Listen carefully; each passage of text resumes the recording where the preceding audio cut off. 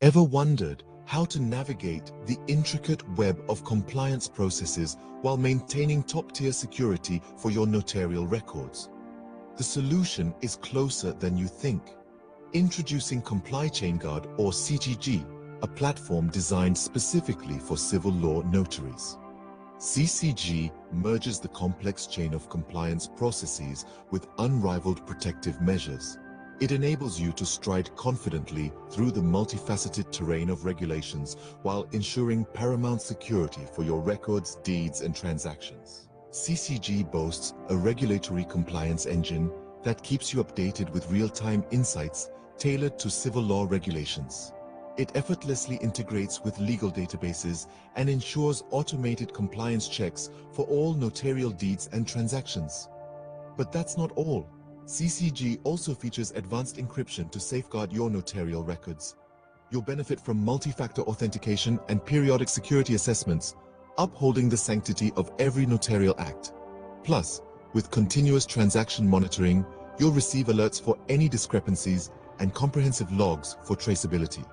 And when it comes to reporting and analytics, CCG generates automated compliance reports specific to notarial acts. Dive into our analytics dashboard for transaction patterns and predictive insights. Why choose CCG? It brings efficiency, security, and compliance to your fingertips, allowing you to operate with unmatched confidence and credibility. CCG integrates effortlessly with your notarial record-keeping systems.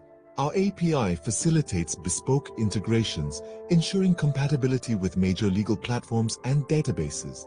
And remember, our dedicated support is here to assist you every step of the way. CGG is the future of notarial practices. It redefines your work, ensuring accuracy, credibility, and peace of mind. It's a transformative experience tailored for civil law notaries. Don't wait. Contact Comply Chain Guard for a demo or more information. Step into the future of notarial practices. Your journey to seamless compliance and robust security starts with CCG. Have you ever pondered the integral role of truth and transparency in legal transactions? Indeed, these principles form the very bedrock of justice and fairness. In the realm of affidavits, truth and transparency are paramount. They are the compass guiding the navigation of complex legal waters. But how can we ensure these principles are upheld consistently and efficiently? Enter Affinet, the affidavit network. Affinet is a groundbreaking platform designed with sovereigns, legal professionals, and businesses in mind. It is a one-stop solution for creating, verifying, and recording truth affidavits. This ensures a seamless and trustworthy experience for all parties involved. Why choose Affinet? Integrity, efficiency, security, and expertise. Our platform is built on the principle of truth, fostering transparency in each transaction. Record your affidavits with ease and access them anytime, anywhere. With state-of-the-art encryption, your documents remain confidential and secure. Plus, our team of legal professionals is always on hand to assist and guide you. Let's delve deeper into the features of Affinet. Draft your affidavits online using our user-friendly interface. Ensure the authenticity of your documents with our robust verification system. Record your affidavits in county records or publish them as required, thanks to our seamless integration with the public record. Track the status of your affidavits and receive notifications on any challenges or updates with our case management feature.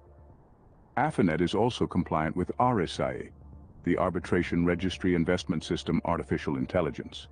This ensures we uphold the highest standards in the creation and verification of truth affidavits. What exactly is a truth affidavit?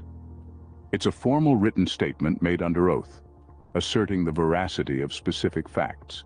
All affidavits are inherently considered to be truth affidavits, as they are the primary means for a sovereign to communicate with another sovereign or government entity. Affidavits play a crucial role in common law. They present only facts that the author can prove and are primarily used in commercial transactions and disputes.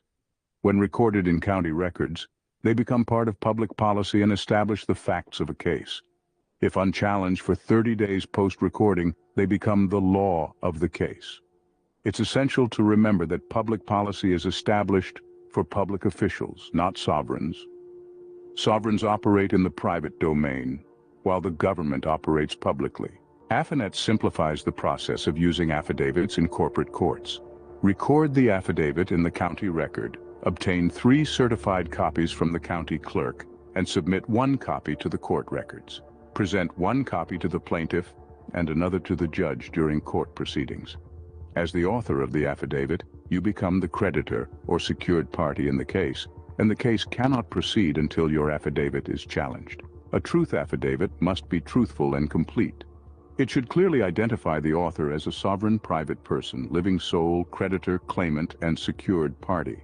The affidavit should only state facts that are irrefutable. In conclusion, Affinet is your trusted partner in truthful transactions.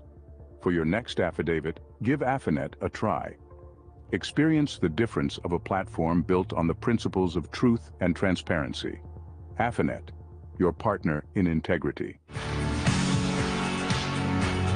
North Avenue Capital started with a vision of being the best lender in the industry. For us to be effective, we needed to understand rural communities and the businesses that are critical for keeping those local economies thriving. North Avenue Capital provides financing in partnership with the USDA Rural Development Program. The main purpose of the USDA Rural Development Loan Guarantee Program is to encourage lenders to deploy capital into rural communities with the underlying objective of creating jobs, spurring on economic development, and helping establish and build businesses in communities outside of large metropolitan areas. The USDA Business and Industry Loan Program is a secured asset lending program. We refinance existing debt.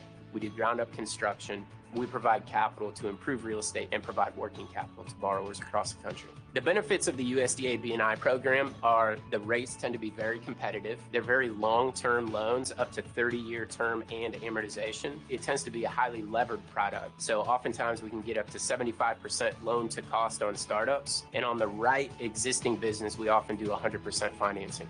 The types of deals that can be done in the USDA B&I program are all forms of commercial real estate, office, industrial, retail, hospitality, but then also specialized sectors, vineyards, wedding venues, nurseries, family entertainment centers, even oil and gas and mining. In order for a borrower to qualify for a B&I loan, first of all, they have to be a for-profit business or a startup business, but they need to be located in a rural community outside of a big city, which actually comprises 97% of the country. In fact, many borrowers are operating in rural communities and may not even know it because of their proximity to a suburban or metropolitan area. If you have an opportunity that you think may be a fit for one of the USDA loan programs, you can find us at northavenue.com, and we're all over the internet. We look forward to working with you.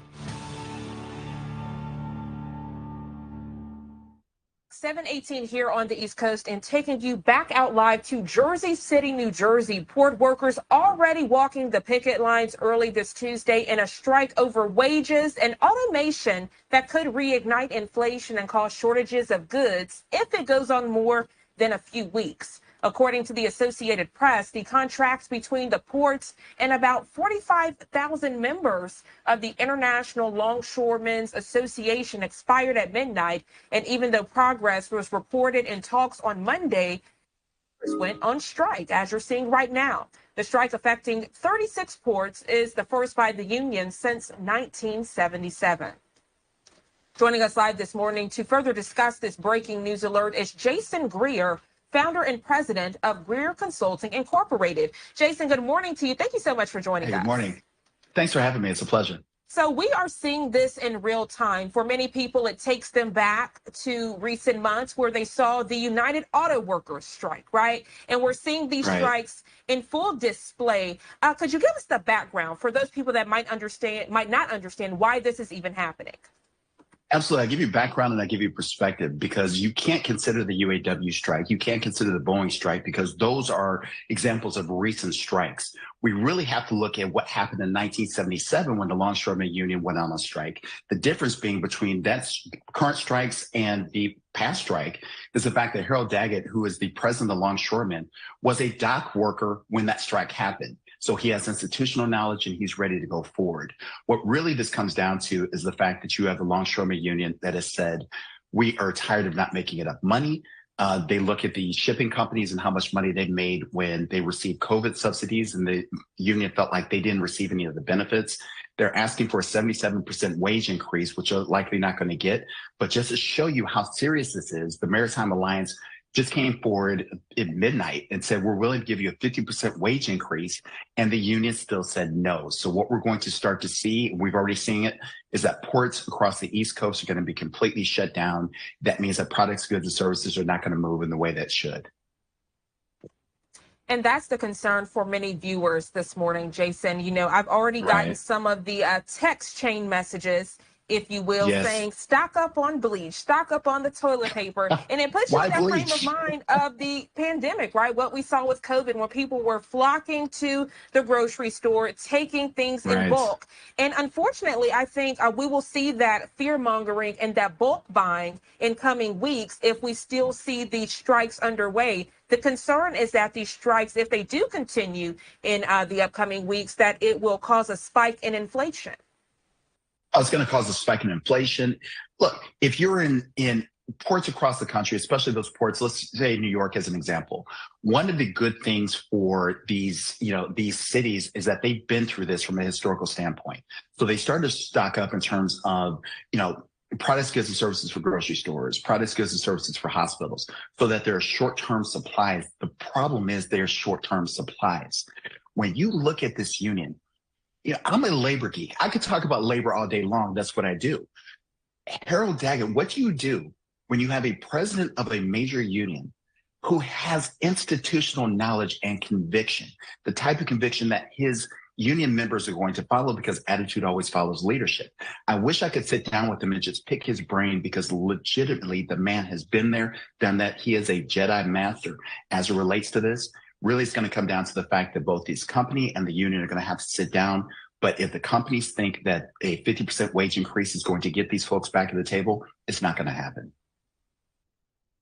Jason, I actually want to put this into further perspective, if you don't mind. Yes. I have a graphic I want to show the viewers, and I'm sure you've already seen this, but it shows the port strike location. So with some of these strikes, people might think, okay, this is just happening in one city. It won't really affect me. But if you take a look at this map and look at all of these major hubs that are impacted, it really shows that it really will affect your bottom dollar and the goods and services that you get on an everyday or weekly basis if some conclusion isn't reached. Can you explain that, please?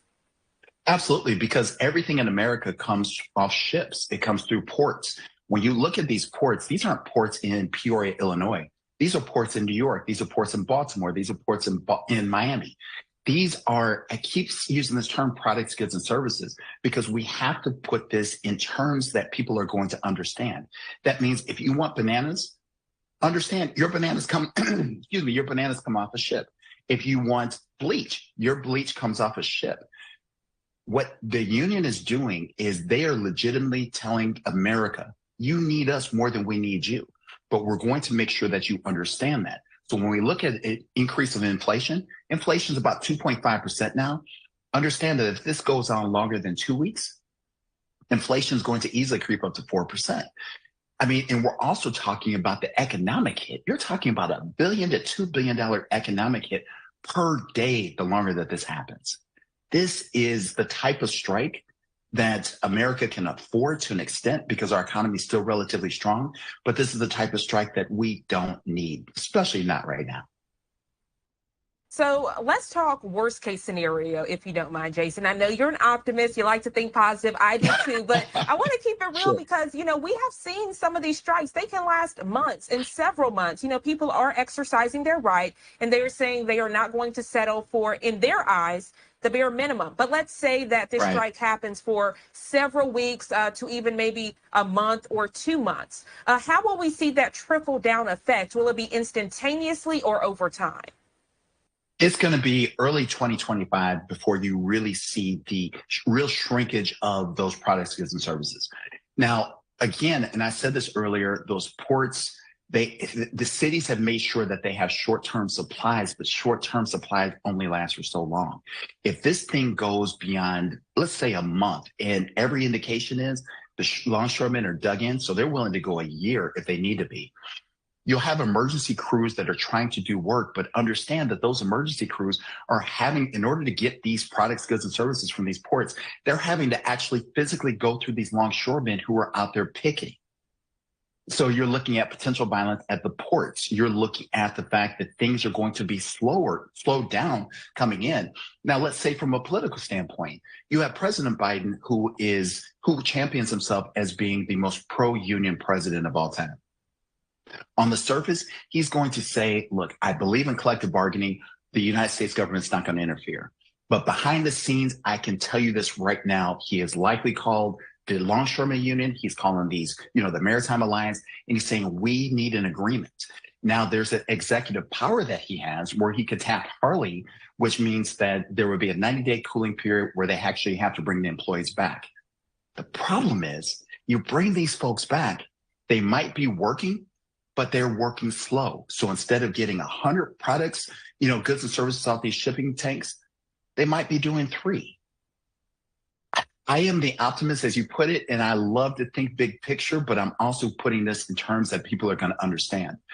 This is going to slow down the country. Inflation is going to go through the roof, and the longer this thing goes on, the costlier it's going to be.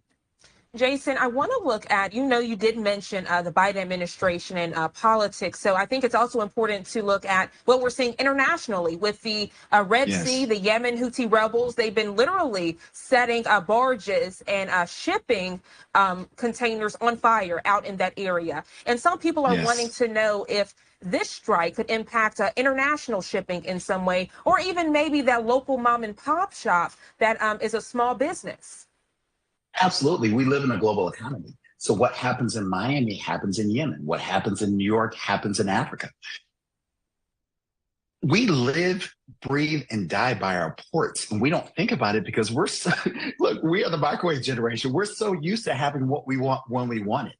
Now, and that again comes back to the perspective of the longshoremen. They don't care if you don't like them. They don't care if you hate them. They don't care that sympathize with you if you lose your job, because all of a sudden, if you're a car salesman, now all of a sudden you can't get cars. Therefore, your car dealership goes under. But they're trying to make a bigger point. But the thing that I say about strikes is not just about the fact that one particular group is striking. It's about the solidarity that's created elsewhere. From a global perspective, when people see the longshoremen standing up here, who's to say they're not going to be someplace else in another part of the world, saying if they can stand up, we can stand up. The impact globally can be catastrophic. Jason, I'm glad you mentioned that solidarity, because for some of the viewers this morning, I'll be honest, they might be confused why this strike is even happening. If you look at the ILA members, they have a base salary of about $81,000. And then if they get overtime, that could increase to around $200,000. You say that to the everyday American, they're like, okay, what's the problem? That sounds like a great paycheck. So what is the real issue here? Because for some viewers, they might not understand why $81,000 is not a good paycheck for those members in this line of work. Absolutely. And I'm glad you asked this question. $81,000, a pay range of $81,000 to $200,000 sounds like a lot of money. And to the average person it is. But what these dock workers are looking at is, you might pay me $81,000, but you, the company, you're making billions, not millions, you're making billions, and you're only giving me $81,000, and you're not recognizing how much you actually need me. On the other side of that, during COVID, when these shipping containers still had to be shipped and had to be moved, you had dock workers who were actually out there while the world was in a state of a global pandemic. They were out there, they were fighting, they were making sure that these products, goods, and services were being delivered. They're looking at these companies that received a bunch of COVID subsidies that took it from, in the billions to billions with a capital B. And they weren't sharing that with the union members. So the union is upset about that. But let's talk about this, because I have made this prediction that we're going to continue to see strike actions across multiple industries because of one simple word, and that's called automation. And that's what this is really coming down to. The union is taking a look at the fact that these companies, the Maritime Alliance, is starting to prioritize automation. And they're scared that they're going to lose their jobs. They're scared that 5 to 10 years from now, they're not going to have jobs. So this comes down to pay, but it also comes down to the fact that they want guarantees that in the future, they are not going to be replaced by robots. Jason Greer, truly a pleasure. If people didn't understand why this was happening and the further implications, they definitely do a thorough interview and very detailed. We thoroughly appreciate you coming on this morning. Anything else you'd like to add before we let you go? Anything we need to be keeping a watchful eye on in the coming days? Well, one thing I'm going to say, your questions were incredible. So thank you so much for this conversation. One of the things that I would suggest that people keep an eye on is this. Whether you like it, whether you don't like it, is the fact that we all need each other. What the longshoreman union is going through, what corporations going through in terms of the negotiations, that in itself is going to continue to grow. So what we need to continue to watch are the economics. We need to watch how we treat each other. But more importantly, we have to understand that we need each other more than anything else in the world. Absolutely. And look, some positive words for you to share as we are seeing this unfold. Jason, thank you so much again. I'm already letting you know now, we definitely want you back on the show. So we'll be working behind the scenes to make that happen. I hope you enjoy the rest of your Tuesday. Hey, you too. Thanks for having me. Thank you.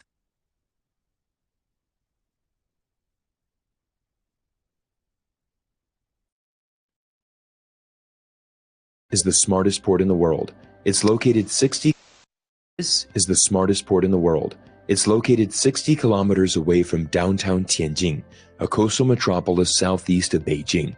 China operates more than 34 major ports and 2,000 minor ports across the country. But there's something unusual about this port. On the surface, it looks like any other shipping harbor, filled with cranes and containers. But here's the catch. It's very rare to find employees working on the ground. Instead, this terminal is fully automated using 5G, cloud computing, AI, and robots to operate the entire workflow. This is Terminal C of the Tianjin port, and this is the story of how China built the world's first smart, zero-carbon shipping terminal. China is the manufacturing hub of the world, with over 70% of countries now counting China as its top trading partner. But 3 years of zero COVID has disrupted supply chains and led to a labor shortage in the port industry. But China has a plan to turn things around. According to this article from Bloomberg, China is investing in future technologies like robots and AI to reduce labor needs, improve safety, and create a more sustainable port operation that will become a model for the world to follow. Yang Jiemin, the vice president of the Tianjin Port Group, stated all ports globally should move toward being more intelligent, eco-friendly, and efficient. So how did China do it? Well, it starts with an investment in technology. Huawei is one of China's leading tech companies, but has come under intense pressure from US sanctions in recent years. But despite these sanctions, Huawei is pivoting to new industries, and this project in Tianjin has become a new priority for Huawei, who is now seeking to tap into a global smart port market expected to reach $11.5 billion by 2030. Let's first explain why smart ports are needed. This Bloomberg article from last month shows one of the biggest problems currently facing the industry. Labor disruptions at world ports quadruple as discontent grows. Finding reliable workers is a problem for seemingly every industry after COVID. Shipping hubs from Europe to Asia experience major staffing problems as unions battled growing inflation and stagnant wages. Even the US was not exempt from these problems. When the worst of the pandemic hit, several California ports started operating 24/7, but it still didn't solve the problem because there simply wasn't enough workers. Let's take a closer look at the port in Tianjin. Currently, the port operates a fleet of 76 fully automated driverless vehicles. If the port operated 24/7, each truck would require 3 shifts and 3 drivers, resulting in a workforce of at least 228 drivers alone. At traditional ports, all equipment in every vehicle require a driver, but the Tianjin port has been operated since October 2021 without a single driver. This has saved the port millions in labor costs, but also provides other huge benefits. In doing my research for today's video, I was shocked to learn that most ports around the world still rely on manual scheduling. This requires hours of manual planning instead of having an AI computer plan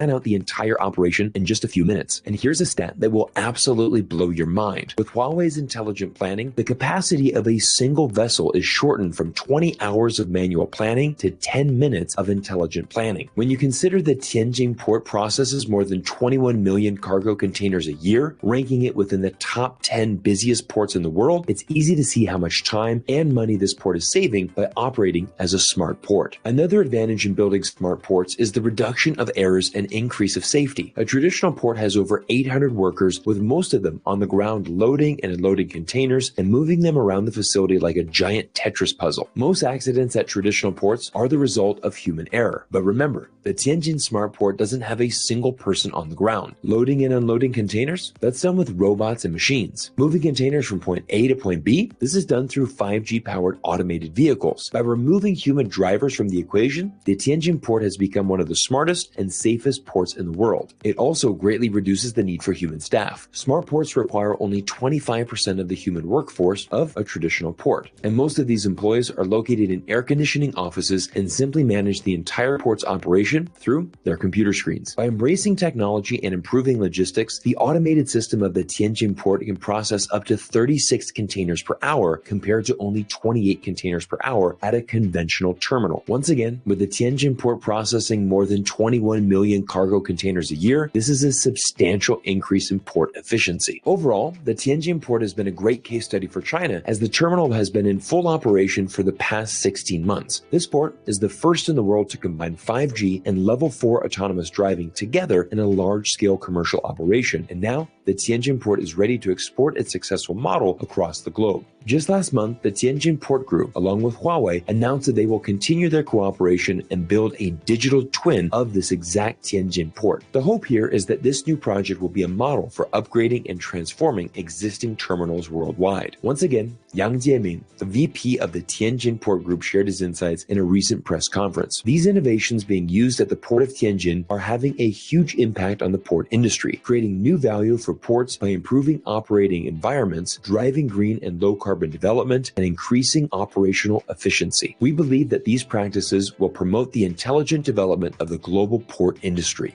As we all know, ports remain an integral part of our global supply chain, and the Tianjin Smart Port has proven to be an excellent case study of automation for the world to follow. This is one of the primary reasons that I closely follow the technology coming from China and run a dedicated YouTube channel focusing on China. I truly believe that China is inventing technologies that have the power to change the future of our world. Currently, the US and China are locked in an intense battle and experiencing some of the highest tensions in decades, but I'm going to end today's video revealing to you the most important stat you need to remember. Despite everything you hear in our media, the US-China relationship is a lot healthier than most people think. Imports and exports of goods between our two countries hit $690 billion last year. These robust figures run counter to the talk that these two world's largest economies are on track to decouple. The port of Tianjin maintains trade with more than 500 ports across more than 180 countries around the world. With this incredible reach, it's inevitable that some products made in China are processed through the Tianjin port before sailing across the Pacific Ocean to be delivered to our stores here in the United States. Ports are one of the world's most important pieces of our global supply chain, so let's learn to embrace technology and work together to create a culture of cooperation and collaboration that will benefit humanity. Everyone, I hope you enjoyed today's deep dive into this amazing project from both the Tianjin port and Huawei Technologies. I'm absolutely fascinated by the technology that China is developing because, again, I really truly believe that it has the power to help change our world, and this is something that all of us around the world should be looking into. If you've enjoyed this deep dive, I hope you hit the subscribe button and drop me a comment down below. I'm looking forward to bringing you more insights into China, and I look forward to seeing you all in our next video here on YouTube.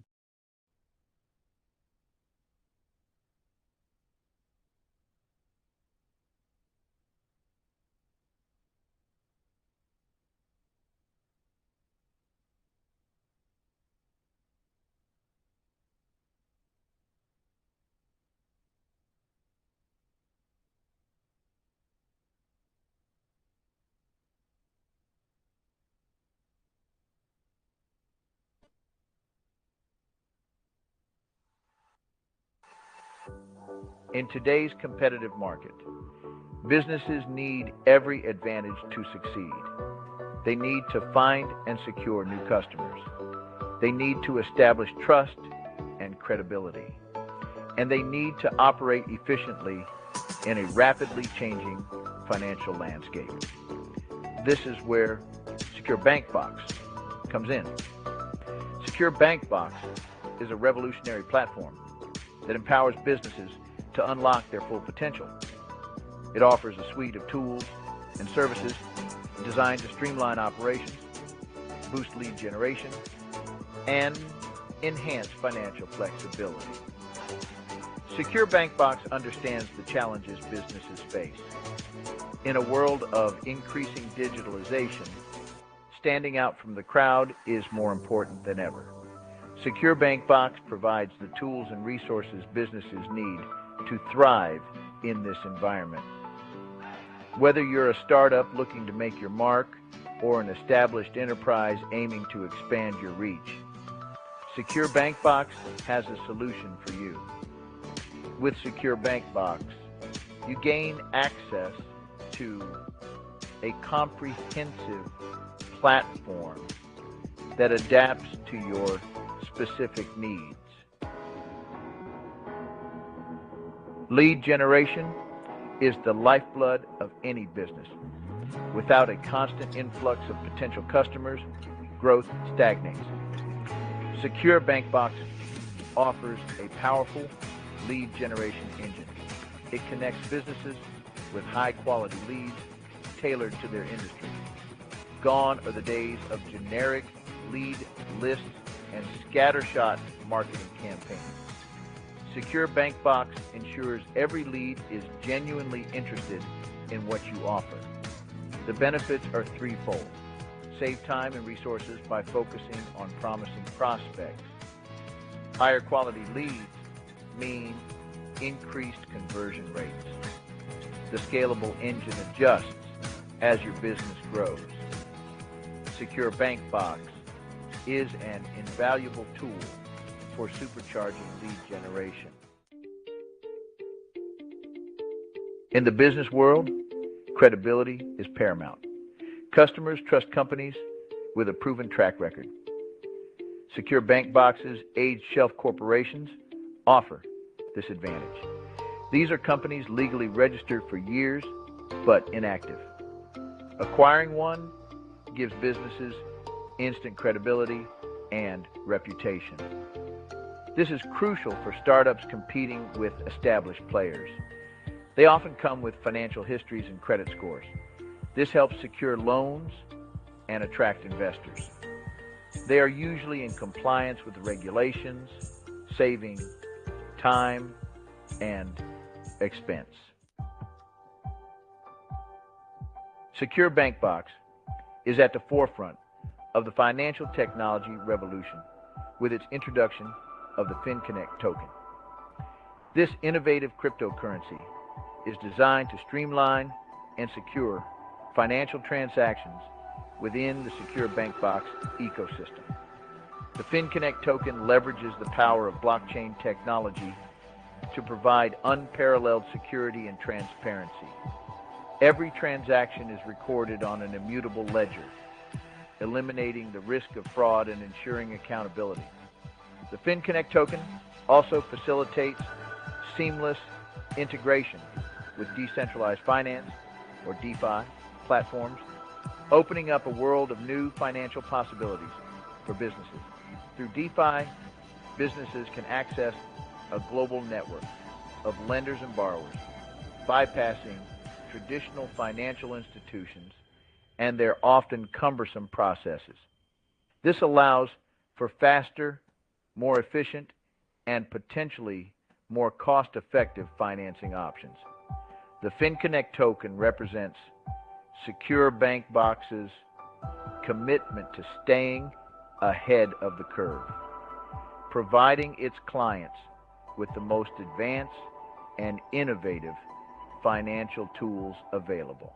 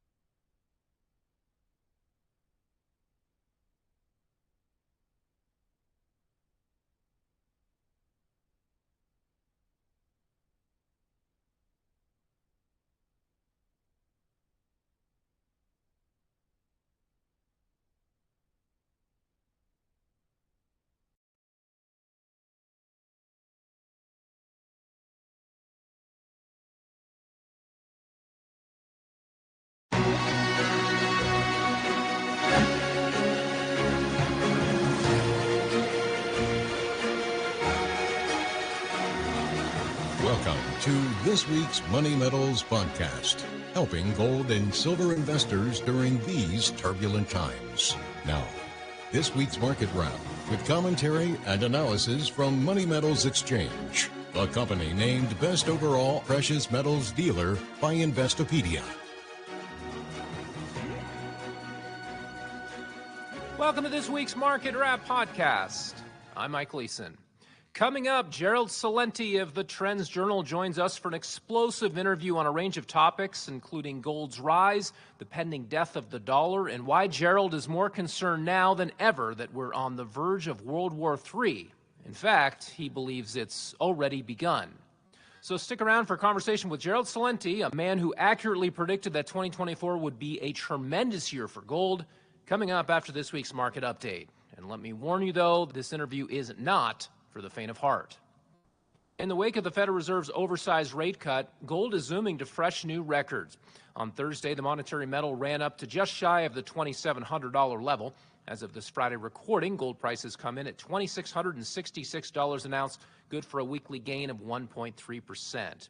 Turning to gold's less pricier counterpart, silver came close to hitting the $33 level midweek. It essentially matched a multi-year high mark from this spring.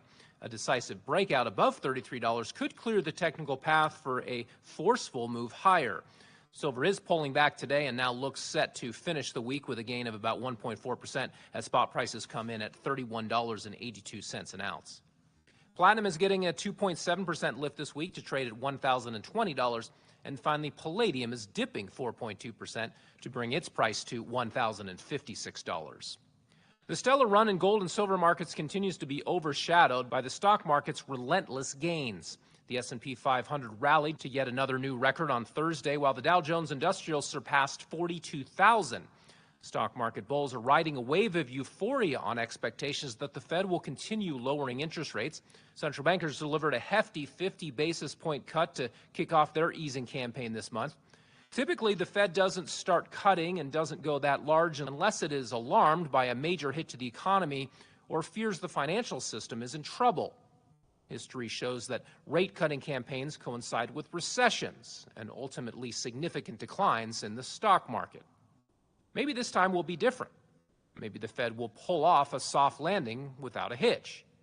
But perhaps in the process, the Fed will help reignite inflation pressures. Despite softening in recent months, inflation, even by official measures, never came all the way down to Jerome Powell's 2% target, but he declared it was close enough.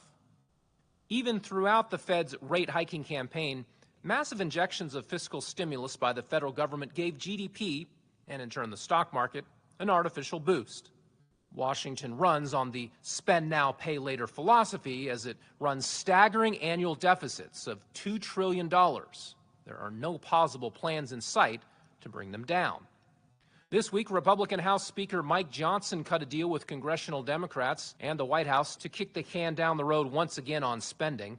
The deal averts a government shutdown by fully funding the Biden administration's spending priorities for another 3 months. One Republican who is unhappy with the latest bipartisan deficit spending scheme is Senator Rand Paul. He took to the Senate floor to excoriate his colleagues and warn Americans that they may end up paying the price through the inflation tax. Our national debt now stands at $35 trillion and grows with each passing second. To put that in perspective, each taxpayer's share of the debt is about $270,000. The government now spends more on interest to service our federal debt than it spends on our national defense. Right now, we spend nearly $2 trillion more per year than we bring in revenue. This level of spending imposes a tax on every American. This tax is called inflation. When we borrow $2 trillion, somebody's got to buy it. Someone buys the debt. When the Federal Reserve buys the debt, they create currency, create new money out of thin air, which when it begins to circulate, causes your prices to rise. It isn't that things are more precious, it's that your dollar is losing its value. The U.S. dollar has lost more than 98% of its purchasing power over the past 100 years. In the process, paper currency lost its gold backing, quarters and dimes got stripped of their silver, And pennies had their copper replaced with cheaper metals like zinc. Pennies now cost 3 times more to produce than they are worth. They cannot practically be debased any further to solve this problem. So some members of Congress want to formally get rid of them. Representative Brad Sherman has likened pennies to litter. Meanwhile, Chicago Federal Reserve President Austin Goolsbee recently proposed a novel solution of his own to the problem of the near worthlessness of the single cent. Goolsbee says the government should just declare that pennies are now worth 5 cents each. Others within the government have proposed minting a 1-ounce platinum coin with a face value of $1 trillion, then selling it to the Fed for that price. Such a coin would cost just a little over $1,000 to produce. It would give the U.S. Treasury a massive windfall for funding its deficit spending without having to borrow or pay interest. The keepers of the fiat currency regime are now entertaining absurd proposals such as these because they refuse to admit to the inherent absurdity of money that constantly depreciates in value. Real money retains value. As gold makes new records in terms of Federal Reserve notes, it's worth remembering that the value of gold hasn't actually changed much since it sold for $20.67 per ounce a century ago. An ounce of gold still represents a similar level of purchasing power in the economy. What's changed dramatically over time is the value of the currency itself. Well, now, without further delay, let's get right to our exclusive interview with the renowned trends forecaster. Greetings, I'm Mike Meharry, a reporter and analyst here at Money Metals, and I'm here today with Gerald Celente.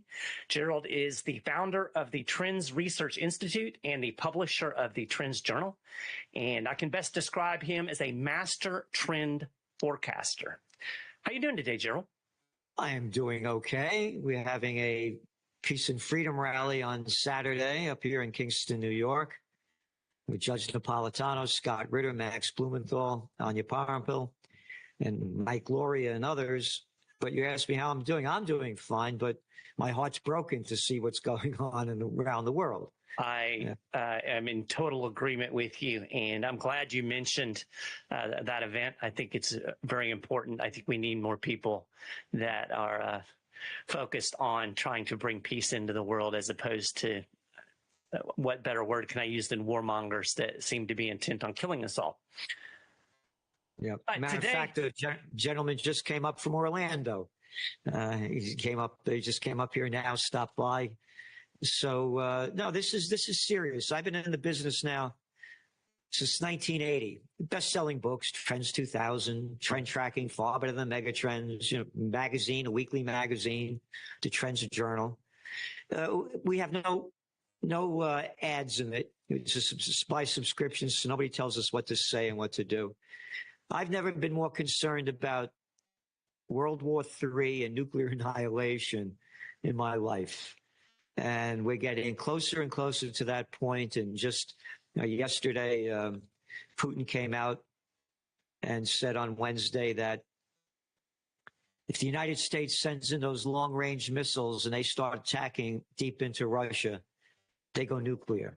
He said it. It's right there for everybody to hear. And I don't think a lot of people really understand that Putin is not one to just say things on bluster. He usually means what he says. I think people probably ought to take him a little bit more seriously. Well, again, people have no idea about, you go back to our Trends Journal, 2014, just before it was Dr. Paul Craig Roberts wrote the article about the United States overthrowing the democratically elected government of Viktor Yanukovych in Ukraine. Right. People have no idea about this. And they have no idea about how the Ukrainians killed over 15,000 people, mostly Russians, in the Donbass region.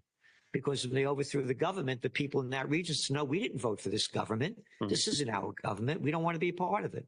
Right. Anyway, they have no idea. But did Taylor Swift have sex last night? That's the news, Right. Well, let's talk a little bit about the economy, and since that's kind of the focus of what our listeners are interested in. And, on January 2nd, you actually forecast that this was going to be a golden year for gold. And no doubt that you called that one right. And I think most of the focus has been on the Fed interest rate policy. And we just got the first rate cut in this easing cycle. And I think some people were surprised that they went with 50 basis point cut. Were you surprised by that at all? No. Again, we wrote in the magazine that we weren't sure whether it was going to be 25 or 50 basis points. It's an outside guess. But we also have been saying that they're going to lower interest rates in the run-up to the presidential reality show. Right. Which people call an election. As we see it, it's Minnie Mouse versus Donald Duck. Right. And they want to keep the people in power. Look who our Treasury Secretary is. The former Fed head, Janet Yellen. Shows you who's running the show. So they're going to do everything they can to boost the economy in the run-up to the election. So we've said a 50 basis point jump is very positive. And we also wrote that if they go 50 basis points, you're going to see gold skyrocket. And that's exactly what happened. Yeah, absolutely. And of course, a lot of this is a function of dollar weakness. And what do you think this easing cycle, what kind of impact do you see looking ahead that this easing cycle is going to have on the dollar? Well, the deeper the interest rates go, the deeper the dollar falls. Right. The lower the dollar falls, the higher gold prices go up. This isn't rocket science. We've been saying this now, for years. And the only reason the dollar has been strong is because of the high interest rates and the return you get. I mean, you go to the bank and you get your 4 or 5% interest on your dough. When you go into their scheme. And now it's the beginning of the death of the dollar. But, we're talking about in trend forecasting, one of our sayings is, opportunity misses those who view the world through the eyes of their profession. So when we're talking about gold, we have to also look at the geopolitical aspect. And what's going on now, as I started mentioning, World War III has already begun. And gold is the number one safe haven asset. That, too, is driving prices up. But they're not talking about that at all in the mainstream business media. So people are very concerned around the world, particularly the central banks. I mean, look at the numbers that they're buying up in gold. They know how bad it is. Again, everything was artificially inflated when they fought the COVID war. And they dumped in countless trillions of dollars to artificially prop up the economies. And now that's ending. And so we are in the worst geopolitical and socioeconomic crisis, to me, in the history of the world, part one and part two.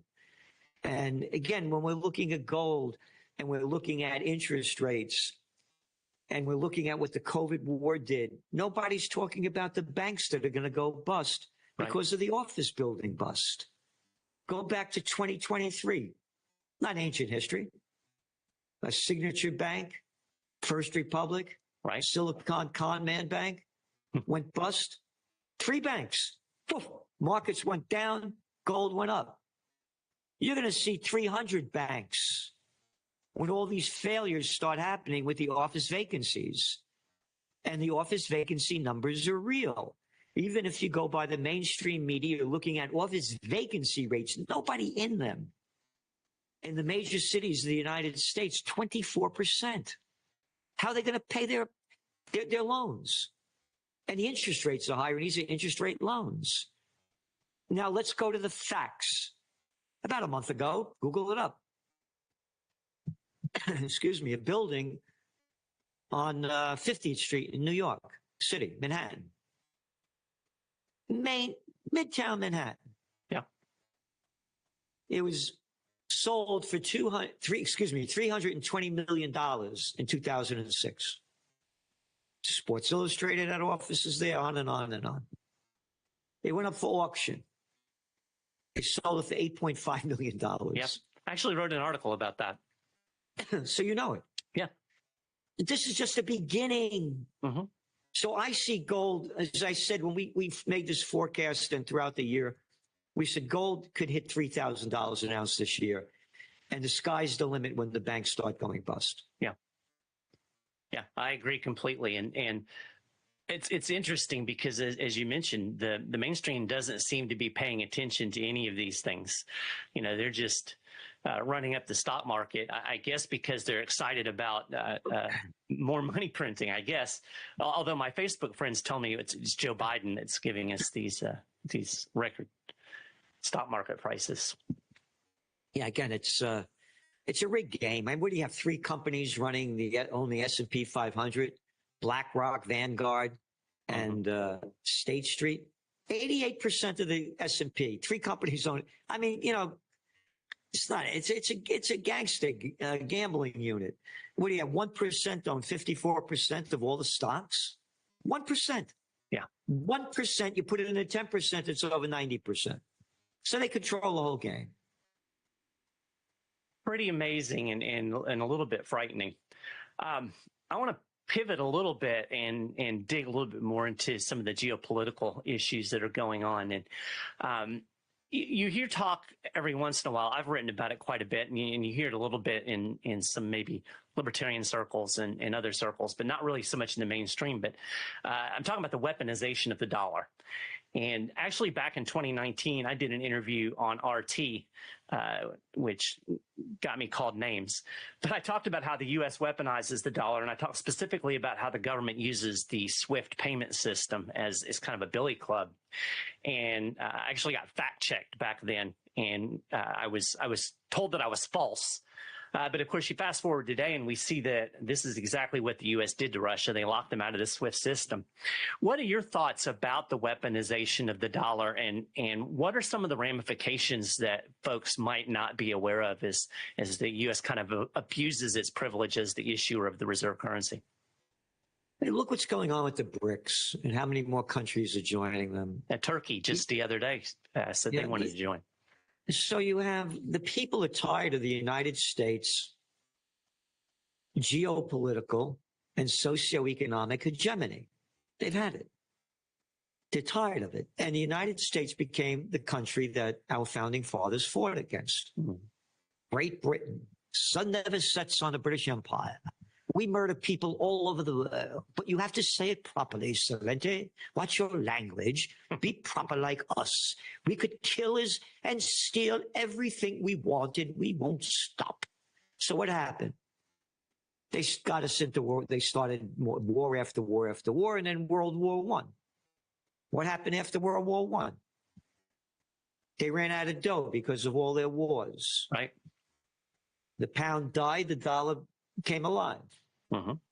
Now the same things happen to America. War after war after war. Oh, great news today. The United States is sending Ukraine another $8 billion. As our country rots in front of us, when you look at the numbers, they're probably up to almost $200 billion now to keep bloodying the killing fields. You know, I'm a New Yorker. Go into the city. Look at all the homeless living under just about every scaffolding out there. Watch the people shooting up in the West Village, where it's a higher income level. Look at all of the homeless people. How about the rotten roads? Look at the bridges. Why don't you take the subway in New York? You know, it's a night in Calcutta. How about the rail system we have? Damn crap. You go around the world, you look what they got, and look at the crap we have here. The country's rotting in front of our eyes. More money for war, and now I'm going back to it. We became the country our founding fathers fought against. Yeah. It's going to be the death of the dollar because of what they've done. And it's only a matter of time. And again, the lower interest rates go, the deeper the dollar falls. The deeper the dollar falls, the higher gold prices go. Because gold is dollar-based. Now the people in the other countries could buy more because their currencies have gone up a bit. If you're talking to somebody, you know, you're kind of just average person that's out there, and, you know, they're thinking, oh, I don't really care about geopolitics, and, you know, I can't get involved in all of that stuff. What would you say to them to help them understand how these things are actually directly impacting their lives. Because I think a lot of people, you know, they watch the news and they hear things like this, but think, well, it's not really impacting me. How would you very quickly pitch to them, you need to be concerned about this because it's impacting your life? When I was a kid and I just started learning things, my father said to me one time as I got all upset, he said, son, take it easy. People have little minds. You don't waste your time. It's a waste of time. As we say in the Bronx, you might have to bleep this out. People don't know about it. And the reality is, it does not take a majority to prevail, but rather an irate, tireless minority, keen on setting brush fires of freedom in the minds of men. This is Samuel Adams. Yeah. The masses are going to follow. It's a waste of energy. I don't bother. You could tell them anything. Facts don't matter. You got to entertain the people. I'm a real jazz fan, and that was one of the lines in one of the jazz songs. Mm-hmm. You got to entertain the people. You understand? As I said, they know about Taylor Swift, Justin Bieber, this one, that one. You know, who got laid, who didn't, what got drunk driving. They don't care. It's a waste of time and energy. You have to unite the people that care. I think of the biblical verse, don't cast your pearls before swine. Yeah. Yeah. Yeah. I think that's wise. What is it again? What is it? Don't cast your pearls before swine. Yeah. Yeah. Yeah. Perfectly said. Yeah. I feel like sometimes I'm guilty of that because I like to win arguments, but I think you have a lot of wisdom in what you say. So here's a question I like to ask folks that are a little bit more plugged into things than others. What is something, and kind of focusing specifically on the economic ramifications and things that are going on in the financial world, what is something that specifically that you see going on that you think the vast majority of the mainstream folks miss?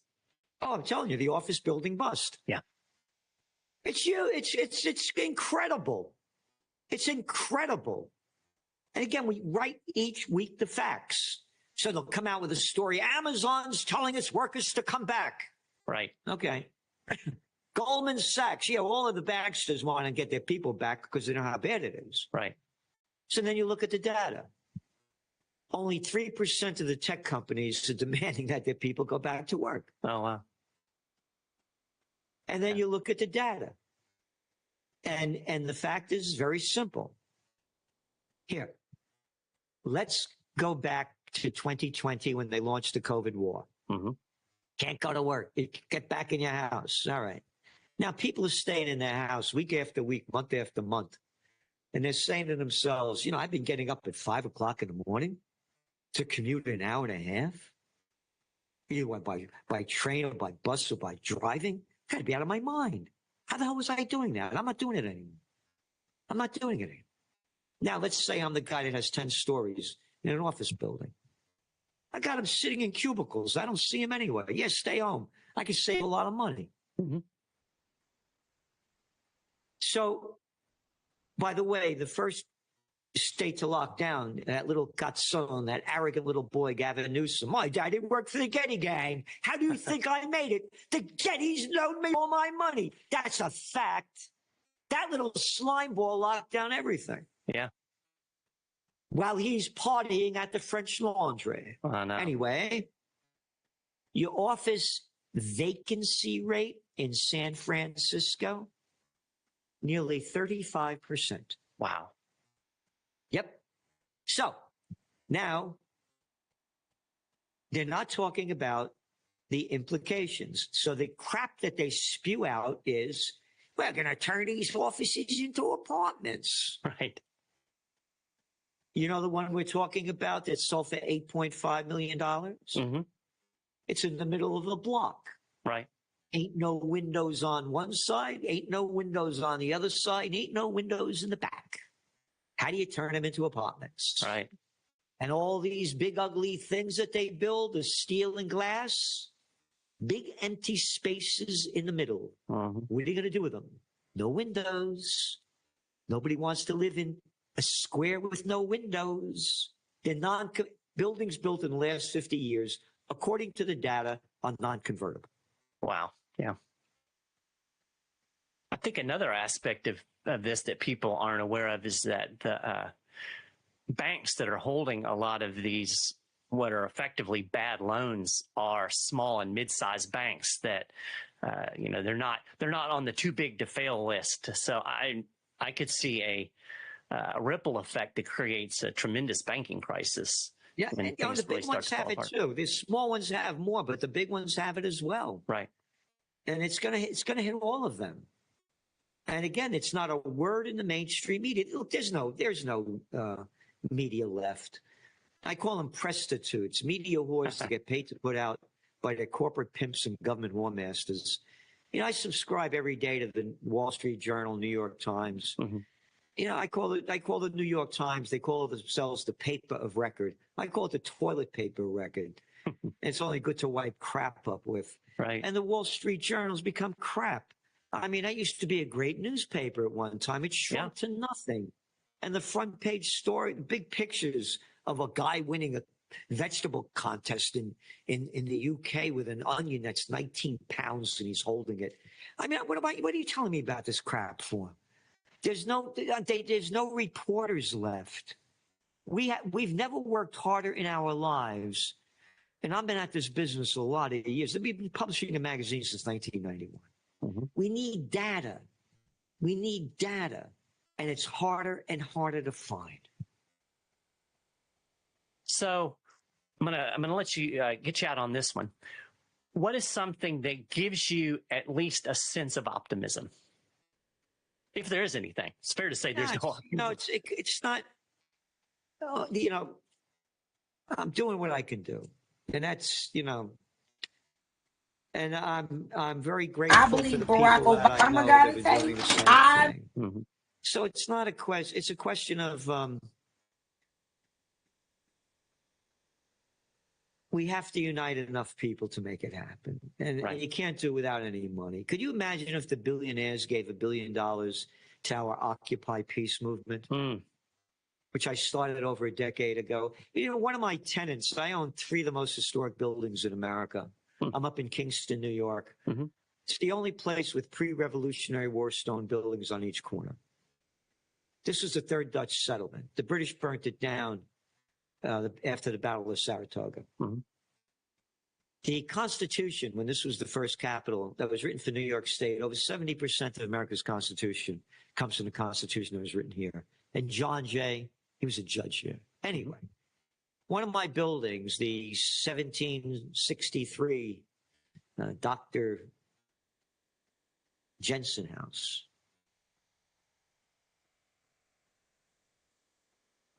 I rented it out to Warren Buffett's son. He has a foundation here. Never gave me a penny for peace. We have peace rallies here all the time. Buffett, how many? Does he have over $100 billion plus? Yeah. How about Musk? How about Gates? How about Bezos? How about Zuckerberg? Not a penny for peace.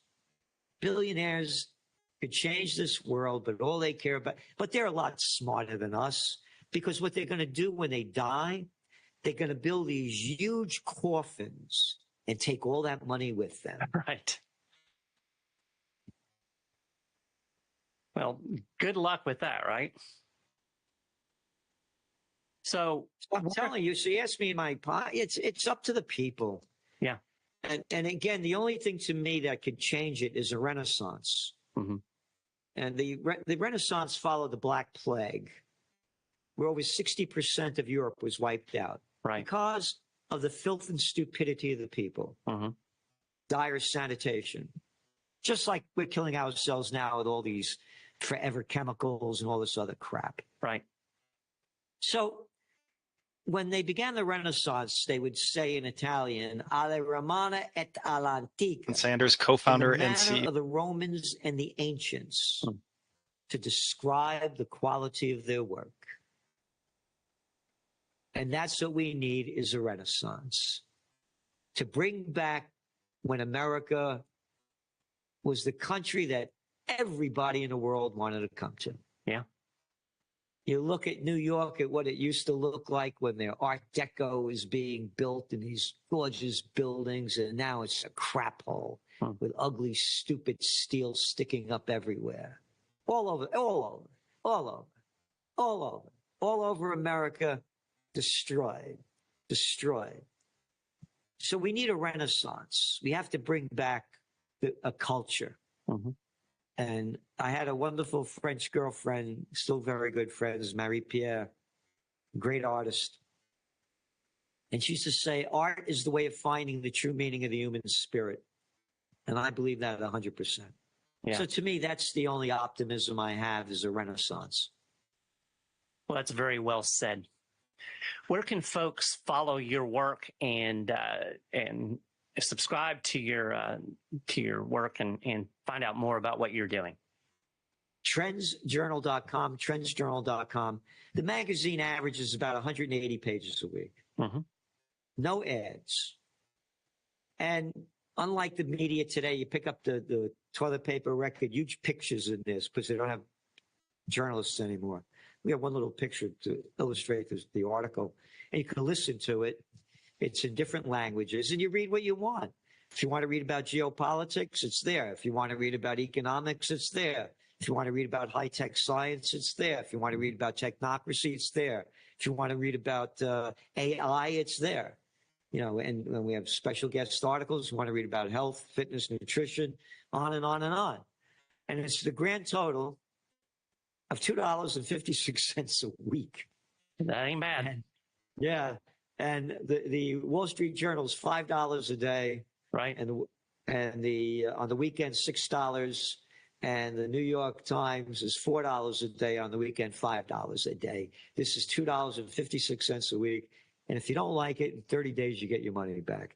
And I'm not bragging, but there's no magazine like it in the world that gives you in-depth trends analysis and trend forecasts, geopolitics, and all the other fields that I said. We don't tell people, we say, this is what's being reported, and we go around the world. So we talk about the Israel war. Mm-hmm. We subscribe, pay to go to Haaretz, the Israeli newspaper. We go to the Times of Israel, Jerusalem Post. Want to hear what they're saying? Oh, we also go to IRNA, ISNA, and Tehran Times. Want to hear what the Persians are saying? Oh, we also go to Arab News, Al Jazeera, Middle East Monitor. We want to hear what the Arabs have to say. So we cover the world. It's not what we want, what we like, what we believe in. It's what is.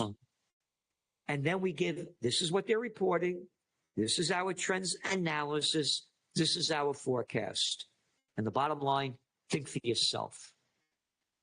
So we're giving people everything they need in these times of peril ahead.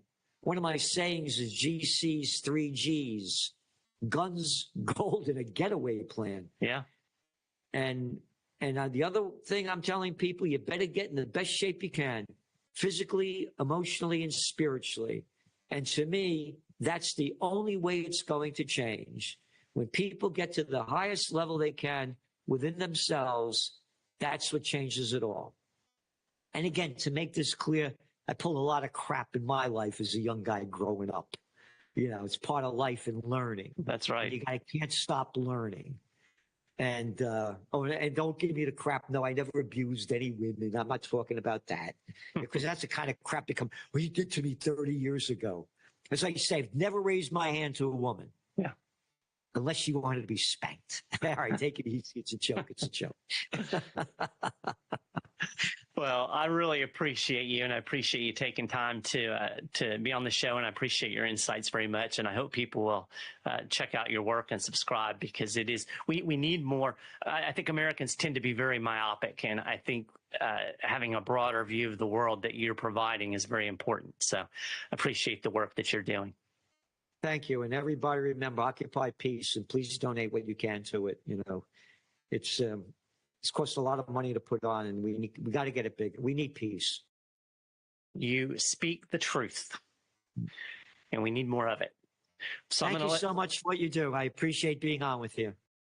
It was so great to have Gerald Celente back on the podcast after several years, and I trust you enjoyed that as I did. Well, that will do it for this week. Be sure to check back next Friday for our next weekly Market Wrap podcast. And don't forget to tune in to the Money Metals Midweek Memo, hosted by Mike Meharry and airing each Wednesday.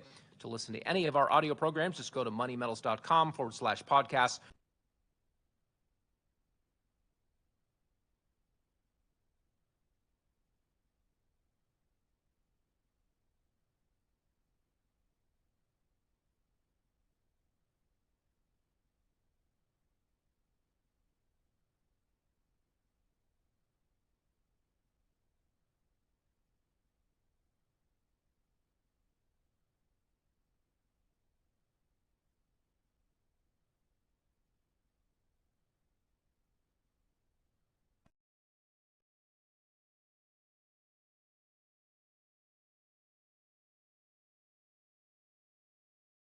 All right, there we go. Hopefully everybody can hear me. To give you what you need, so you got to get the people what they want. And most of you guys are here to find out about this $1 billion opportunity. Hopefully, you have been paying attention to all the information that has been given to you up until this point. So therefore, the $1 billion opportunity isn't elusive as many may think. You just have to pay attention, because if you listen long enough, you'll learn something. Most of the information that you have heard has set things in motion in order for individuals who want to become aware, who want to preserve the integrity of their state, that want to provide a legacy for their children and grandchildren, etc., etc. You have an opportunity in the midst of all of the things that were just demonstrated to capitalize in multiple ways on this multi-billion-dollar opportunity that I've simply coined as a $1 billion opportunity. Let's take, for example, what I'm sharing with you. Okay, if you can see my screen, you're staring at a screenshot that was taken about 30 minutes before the actual port strike. You know what we talked about at the very beginning of this particular podcast, when we were talking about the port workers going to strike. 30 minutes before the strike, I went and I took a screenshot of my load board to see what freight was going for. And this is what was posted for a particular load that was leaving the Tampa, Florida area, going to Lebanon, Indiana.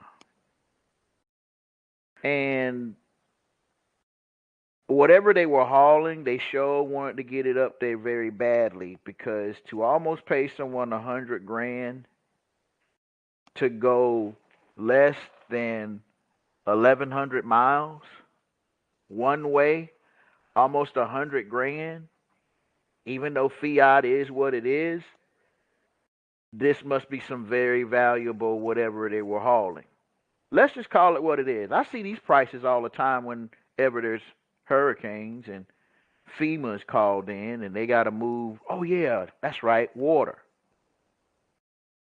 See, I remember a few years back they had another hurricane and people got displaced, and Florida started sending bottled water to these areas where FEMA was located. I think they had something happening in a particular area, and the people were actually, they couldn't go nowhere. They was all being kept in like a football stadium. And I remember they had to send the FEMA crews out there, and they were spending big bucks for bottled water.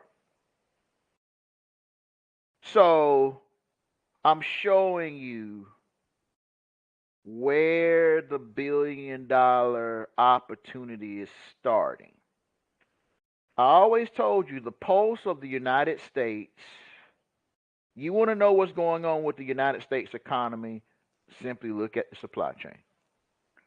So, as you can see, a lot of interesting stuff going on in the areas that have been affected by Helena. So we're going to easily assume that if it's Helena based, that can start a scenario that will lead to this $1 billion opportunity. And I'm going to lean into this, so you need to lean into whatever device you're in and listen as if your life depended on it, because what you don't know may be fatal financially. Let me stop sharing this and let's talk about it as I move to a different screen. It would be essential that you understand that here at Diversity Trust, we developed a product many moons ago that formerly was known as Banking in the Box. Now it's called SecureBankBox. And it kind of dawned on me in the latest and greatest of what's happening that there has to be a platform that serves the most critical aspect of the supply chain when it comes to financing. And that, of course, will be the banking industry, where individuals who have lost faith and trust in their central banking system can now have a reassurance and assurance into a system of banking that they can control, thus giving the name SecureBankBox. It is a private idea that went into a working mechanism in fintech, and before I knew it, we've had a lot of major breakthroughs with the technology that leads into the DeFi space. But I got to remind you of how this stuff works, and I don't want to turn this into a lecture in a technical, granular level. I'm just going to share with you some information, and you just pay attention. SecureBankBox is a powerful lead generation platform designed to give you a comprehensive edge. I'm talking to you, entrepreneurs. SecureBankBox is a powerful lead generation platform. Wait a minute. The bank is a powerful lead generation platform? Of course it is. It's designed to give you a competitive edge. Our solution combines the advantages of age shelf corporations with the security and efficiency of FinConnect tokens that are streamlining your workflow and maximizing your impact. By leveraging established entities with a proven track record, SecureBankBox minimizes setup time and enhances your business trustworthiness. This approach helps you attract high-quality leads and foster strong, reliable business relationships, empowering your business to thrive in today's dynamic market. Okay, we got the supply chain debacle. That's because we go through this every year with the hurricane season. Helene is just one of the latest and greatest of a long list of other hurricanes that will come and interrupt and disrupt, whatever it does in that regard. But indirectly, in our commercial environment, because it's an election year, the things that have happened and all of the events, the Trump assassination attempts with an S, the switching of Biden to Kamala, the list goes on and on. The whole show.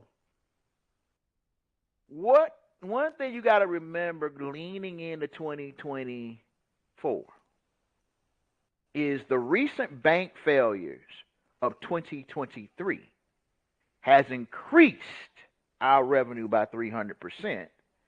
And SecureBankBox has decided to provide a platform to sift through all of the noise and create qualified leads that can utilize these A-shelf corps and be the change that they want to see.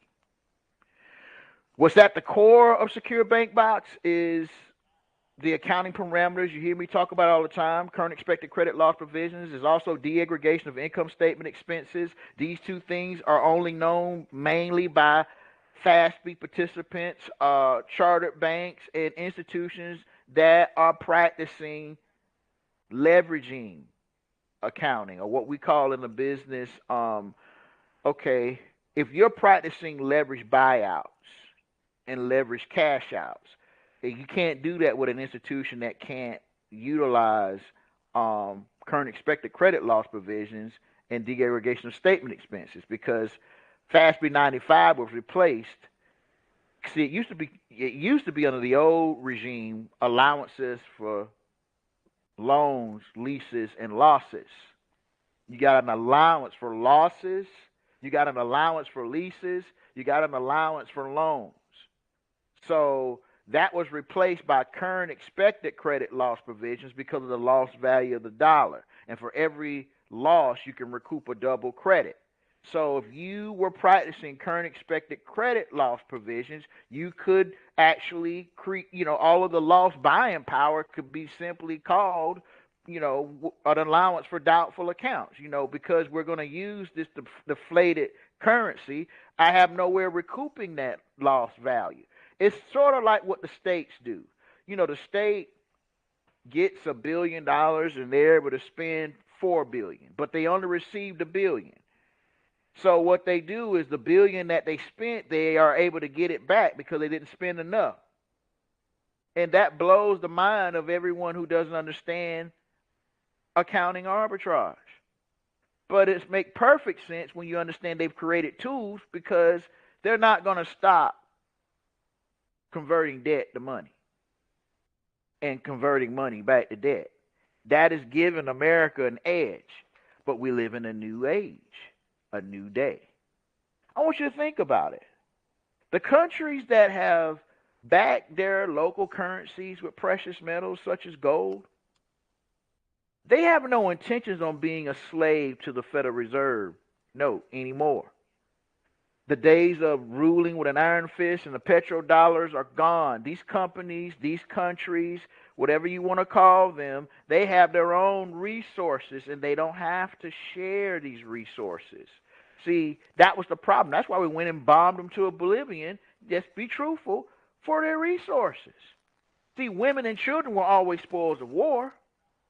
So don't get it twisted. That's why we got all these beautiful humans, these different hue people, different shades of gray, if you will, because women and children are always spoils of war.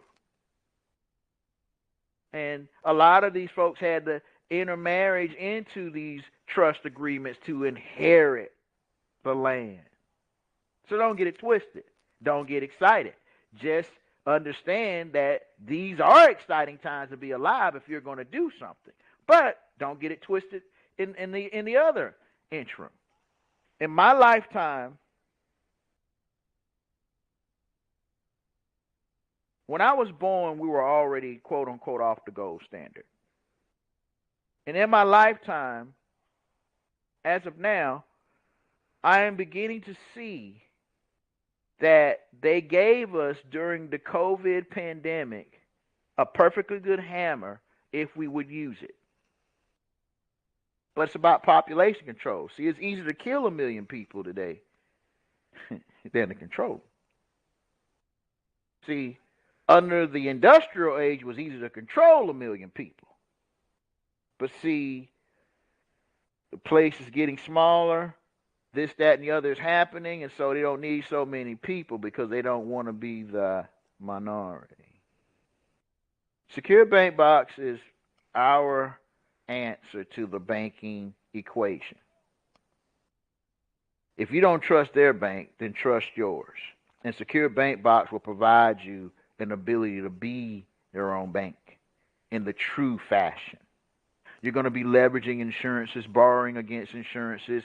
Every day, every time there's a new member of your family that's born by marriage, by whatever the case may be, even if you adopt a child, you're going to be able to utilize that new member. And then I kind of want you to think about this. Let's say for laughs and giggles, right? The let's say the child is born, and by the time the child starts to uther the first dad and mama, you're in a position financially where the child will not have to go outside the family for financial support. The child just simply has to be groomed in the family business. Now, by the time that child is old enough to get their first, I don't know, let's see, buy their first alcoholic beverage, they will probably buy their first car and all that other stuff, but they don't have to go outside the family to do so. You've already taken care of that. Matter of fact, when a child was born, you got a policy. When a child went from being born to start walking, talking, dad, mama, they already have a certain level of funding put in place. Who's managing all of that? Mom and dad. But again, make it an incentive that this trust has to have mom and dad. You follow me? There's too many things, and I want you to understand where I'm really going with this. There are too many institutions that are profiting off of the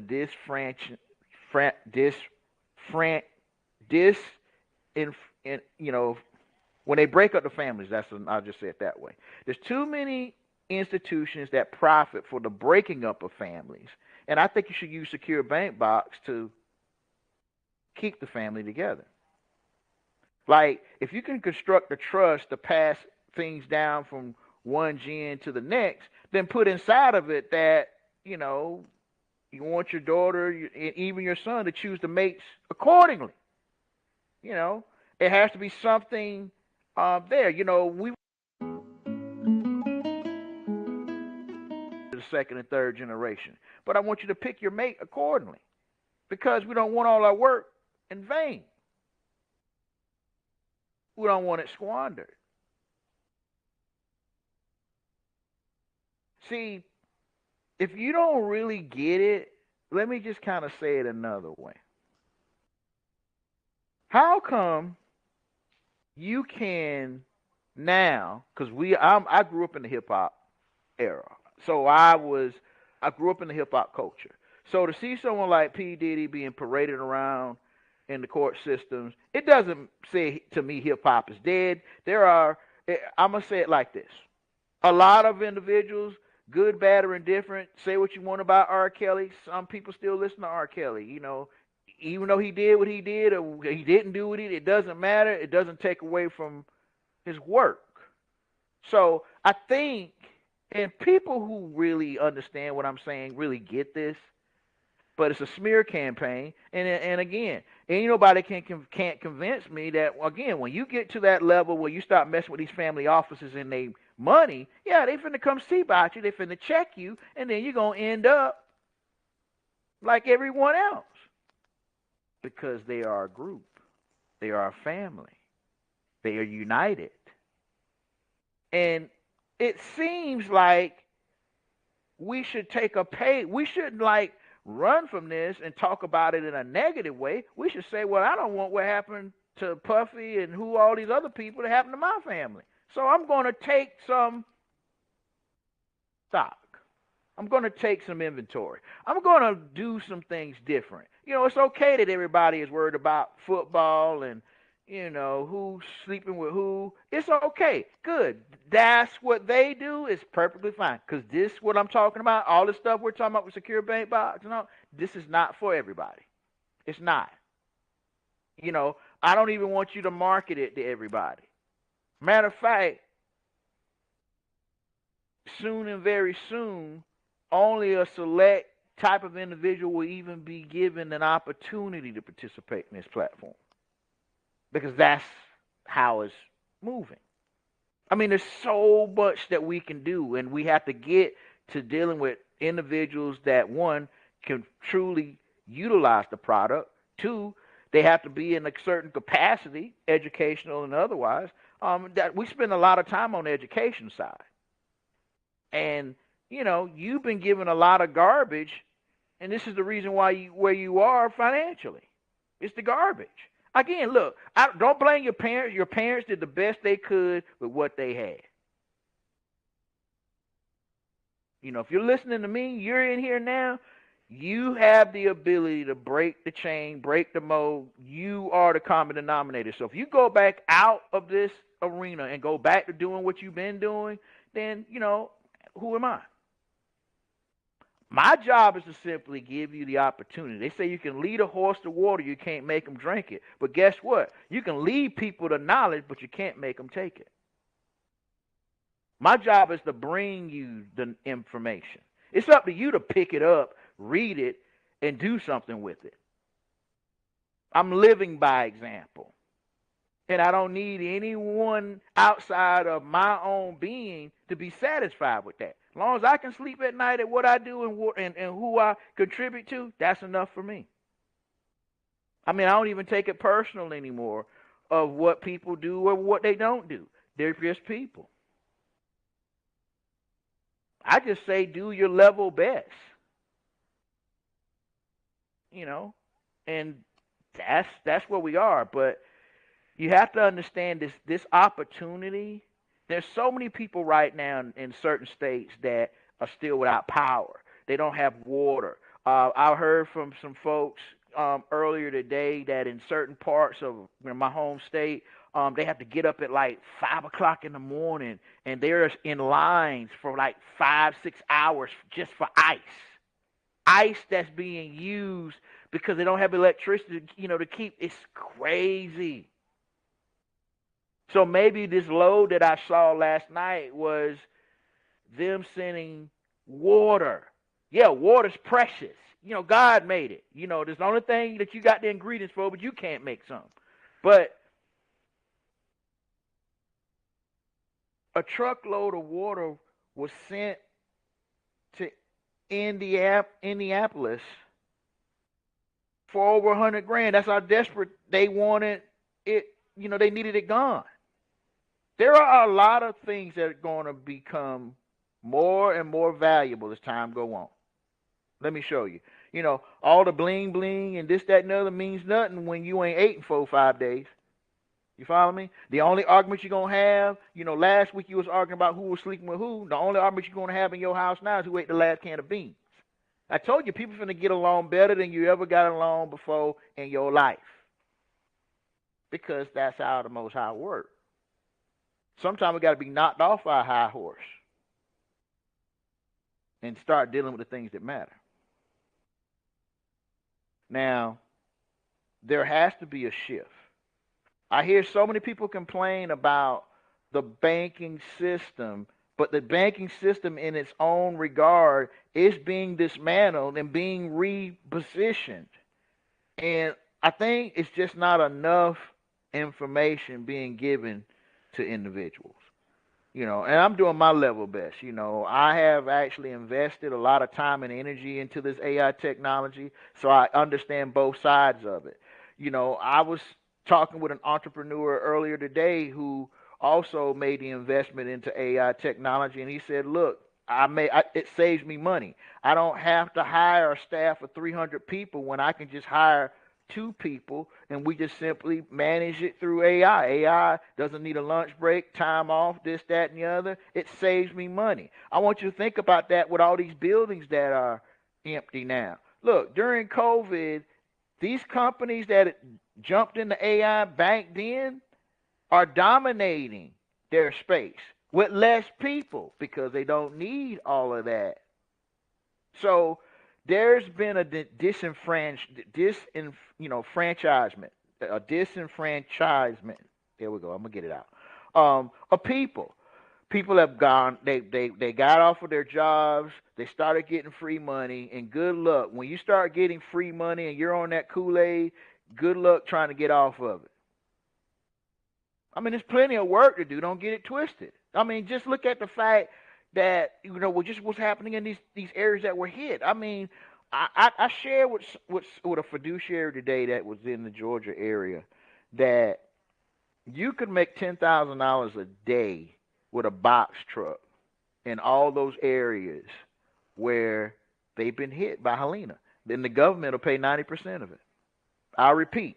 If you're dedicated to helping others, you can make $10,000 a day, and the government will pay you to do that because that's the need. But again, it's going to take work. Now, the flip side of it is you're going to have to get the chainsaw. You're going to have to get out there and do the general manual labor.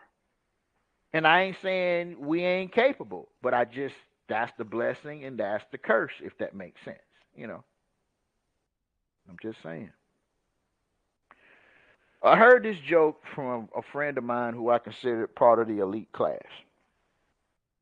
And it was a joke that took me a while to really resonate with, where I could kind of, almost give a half smile to. He said, okay, this particular person was praying to God for $1 million. And they were at the airport when he was making this prayer. So right after he made the prayer, the steward came over to him and said, oh, by the way, your ticket is in this particular area, and we just need to verify your insurance information in case anything happens. And we need to list your next of kin, this, that, and so forth. And so he was going through all that. And he said, by the way, well, how much the insurance? It says $1 million. Okay. So when they boarded the plane went down. And, he's all ecstatic and he's like laughing like, and I'm like, what? See, you got to be careful of what you pray for, because you just might get it. You might not get it how you want. You just might get it. See, it had to be explained to me that when they were in there doing all this praying for $1 million, they wasn't specific. And so when you say I need $1 million, your wish is granted. The plane you boarded went down and you had $1 million policy. Well, of course, if you're on the plane and the plane go down with you on it, you didn't get the $1 million. Your family did. You need to be more specific in your prayer. Is what my friend was trying to get me. But again, this was before I really came into this knowledge. I just kind of looked at him weird. But as years went by, that joke, the older I get, the more I smile at it now, because I get what he was trying to say. But I didn't get it back then. I just thought this person was weird. Like, what kind of satanic crap is this? But I'm just simply saying, since COVID,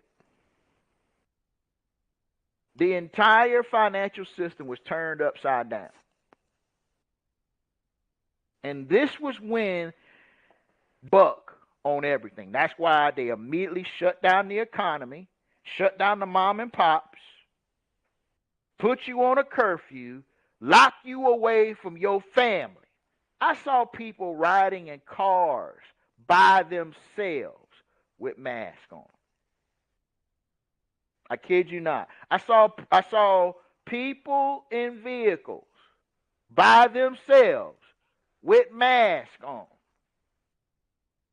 So it demonstrated that we are in the world's longest bank run. And they've switched systems. Just like, if you caught the trustee training this morning, part of the $1 billion opportunity is that the IRS is finally updating their systems. Now, what does the IRS typically do when they got too much data, too many forms, they can't process them? Oh, yeah, you remember what they did during COVID? Yeah, they destroyed the returns. You send the return in with all your information, and they go out back and throw it in the dumpster.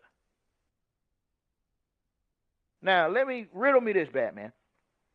If I send you my information and you destroy it, and then you keep wanting me to send information at the information, it's because you destroyed the original information. And see, the IRS destroying documents is not nothing new. I'm going to back you up to a document that I shared with another gentleman who called me out of the blue because a particular bank robbed him, and he was asking me about an arbitration case, so I decided to enlighten him on what he could do in that regard. And this is a chartered bank. See, a lot of folks think, oh, people are doing identity theft and this, that, and nothing. Yeah, but you ain't working. The bigger crook is the freaking bank that you're dealing with. My friend, who I'm gonna leave his name out of the equation, he did pretty good with crypto. Pretty good with it. He did so well that this particular bank decided to relieve him of some of his good fortune. And let's just say he didn't have, to his disappointment, he was doing a lot of investing in the market. And see, when you're dealing with those markets, they have that account attached to your brokerage account called cash management. And when you do that cash management, it gets a little different. And that's their backdoor into Swift. And so when you're doing stuff near Swift or on Swift or near Swift or on Swift, near Swift or on Swift, they can shut it down. Numbers could disappear. I mean, you could start out with 5 million and end up with 1. That's kind of like what happened with my friend. He had like 5 million and they left him with 1. They said he don't know where it went, and you can file a report and all that kind of stuff. And he was basically saying to me, Mr. Bay, I can't believe the bank just did this to me. And I'm like, I believe it. This is why you need to understand what you're dealing with. Since COVID, what's the first thing they ask you on a 1040 form? What's one of the first questions they ask you on a 1040 form? Before they even ask you what your name is, Mr. Sexy Man, what your name is. Before they ask you what that is, they want to know, did you participate in any type of virtual currency? Why is that such a big deal? Well, if you use fiat to get there, then that's our problem. Well, what if I didn't use funky fiat? Well, we don't have no jurisdiction over that. So they only ask questions about things they have jurisdiction on. That's the other thing. The IRS doesn't ask questions on things they don't have no jurisdiction on. That's why they ain't asking for no trust documents, none of the other stuff. They want to see all your public stuff with the social. But there was a document that was done in 1985. And this document in 1985 spelled out the fact that most of the information that the IRS has is tainted. And if you attack that the information is tainted, and for them to produce the legitimate document, which they can't, there is no law on the books. And again, I'm not going to go into tax protesting. I'm not a tax protester. I'm just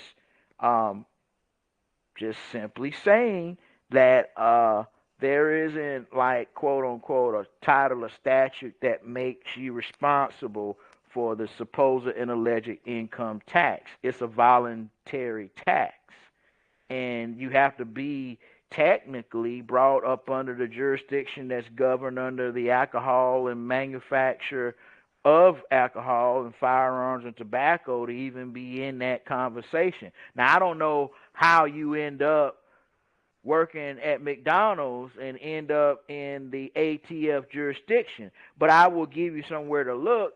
They probably slip you a Mickey like what happened with the Bill Cosby victims and the Diddy victims.